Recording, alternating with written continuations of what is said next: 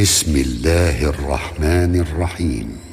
يا أيها المزمل قم الليل إلا قليلا نصفه أو انقص منه قليلا أو زد عليه ورتل القرآن ترتيلا إنا سنلقي عليك قولا ثقيلا إن ناشئة الليل هي أشد وطئا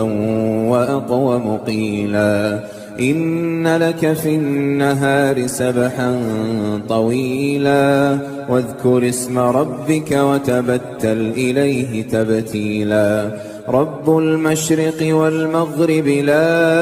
إله إلا هو فاتخذه وكيلا واصبر على ما يقولون واهجرهم هجرا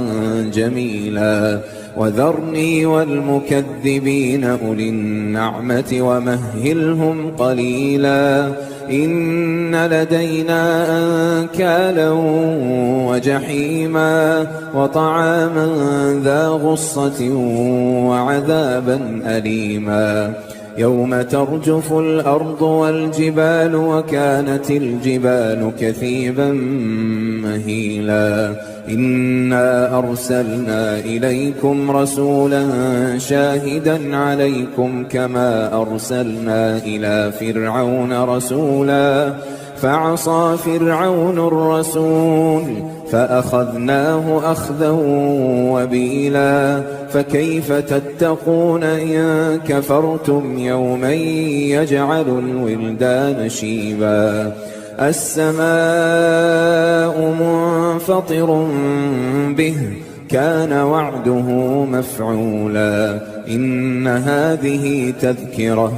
فمن شاء اتخذ إلى ربه سبيلا إن ربك يعلم أنك تقوم أدنى من ثلثي الليل ونصفه وثلثه وطائفة من الذين معك والله يقدر الليل والنهار علم أن لن تحصوه فتاب عليكم فاقرؤوا ما تيسر من القرآن علم أن سيكون منكم مرضى وآخرون يضربون في الأرض يبتغون من فضل الله وآخرون يقاتلون في سبيل الله فاقرؤوا ما تيسر منه وأقيموا الصلاة وآتوا الزكاة وأقرضوا الله قرضا حسنا وما تقدموا لأنفسكم